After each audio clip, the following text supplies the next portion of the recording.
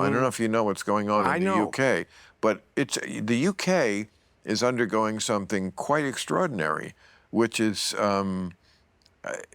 you know, a sort of a cultural revolution where practices which we thought in the Western world were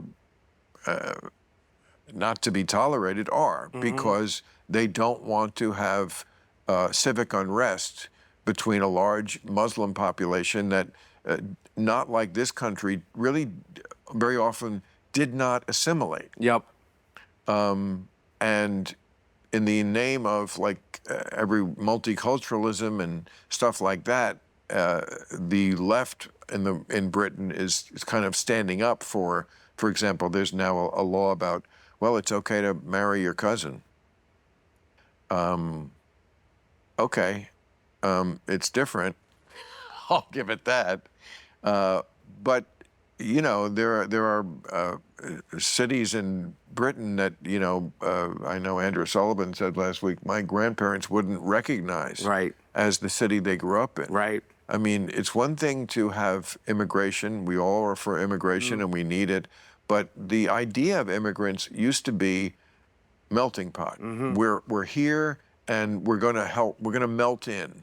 You know, we're here to be like you. That's why we came here. We like this thing you're doing. That's not always the attitude of today's immigrants. No. No, I know. And that's not a knock on immigrants. And I would say among the people who, like, that is not a problem with, as we know well in here in California, is our lovely Mexican immigrants. They're perfect immigrants. They do want to melt in. We do have a lot of the same values, you know, we're Christian, they're Christian, not that it's all about Christianity, but that's cultures are different. Yes. But I mean, they are the perfect immigrants. I mean, there's no, we haven't treated them all that well, and yet there's no seething, you don't sense, you know, any seethingness. Yeah. And they slowly are, just like every other immigrant did, my Irish ancestors, the Italians, the Jews, like everybody slowly making their way through, you know, everybody goes through it. First you do the lower level jobs, now you're the plumbers and the constructors, and then you're going to be the governor. You know? I mean, that's the Godfather. I thought it was your time. Right. You'll be Senator Corleone or governor. That's my life, and I don't apologize. And I refuse to dance on the end of strings held by big shots. That's right? Marlon. That's good fucking Marlon right there. But that's the thing. Yeah. That was the Italian thing. Yeah. Like, I'm a gangster because I had to be. Right. But you're going to be a senator. Right. When your time comes, it's going to be different. Right. Because you volunteered when the war came. Right. That made Sonny very mad. Right. You don't risk your blood for your country, you only risk it for your family. Right. That's Pop talking. Right. Which it was. That was that generation. Right. But he's the new generation. Right. I'm not going to be in the Mafia. Right. Well, that didn't work out so well. No. No. Because once you try to get out, they pull you back in. What do you think of Godfather III? Not a necessary movie. Not a necessary movie. Just an entertaining one, right? Just entertaining. The great Sofia Coppola, who turned out to be a great director, and that whole thing. You know, there were a couple of moments in the film. Once you get out, they pull you back in, and the Andy Garcia. Love that. But it was it was very disappointing. I went day one, screening one. I remember it came out on Christmas, and I've watched it a couple of times since, and it still didn't age well.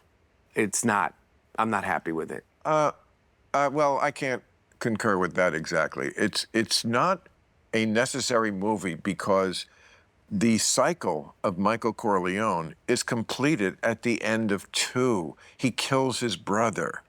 Spoiler alert. Ha ha ha ha. Right? That's the full arc. Yeah. From the guy who says at the beginning, that's not me, Kay. That's my family. Speaking of Diane Keaton, right?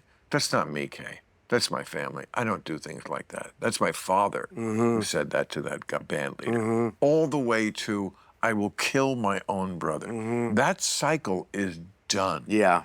This is just a money grab. And I think they both admitted it. Yeah. And Pacino too. I think they just knew. And so I went in with no expectations.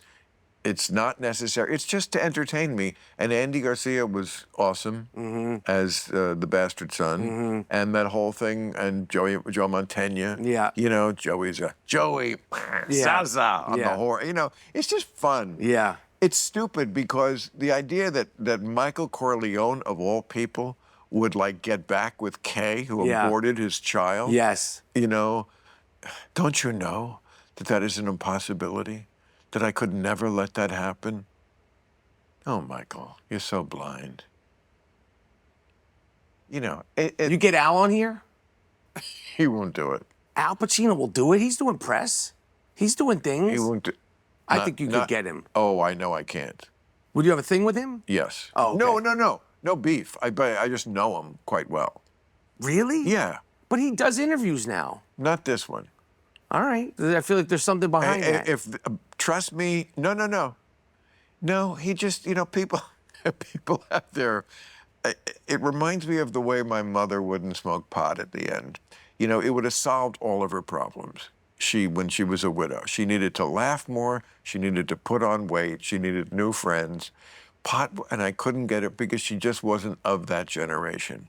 And there's something that just Al Pacino is just like, this is just, I don't know, maybe it's the pod or I don't know, but it's just like there is a barrier there that All right. I know for a fact I can't get. Because he loves talking about acting so much.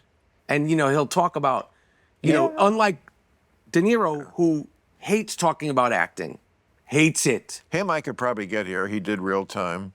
He'll talk about politics, but if you start asking about... And he wants to talk about politics, yeah. He'll talk about politics, which is amazing because he wouldn't speak for 40 years and Trump inspired him to speak, but it's only about that. It's not, you still, if you talked about Raging Bulls, you know, I do.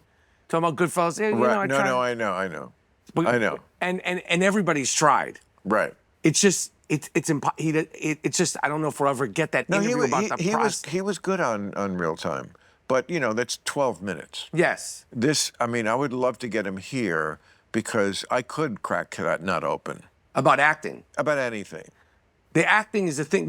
That's the thing we want to hear him talk about. He talked about his father, and you see the documentary he did about his father? Very vulnerable, very open. His father was a painter. Right. And he's talked about politics, and he's talked more about, you know, obviously lost his son, and that he talked about that he talks about New York. But as an actor, we've never gotten him to really talk about his process as an actor, and his process as an actor inspired all of us. Well, all of us. Really? He invented.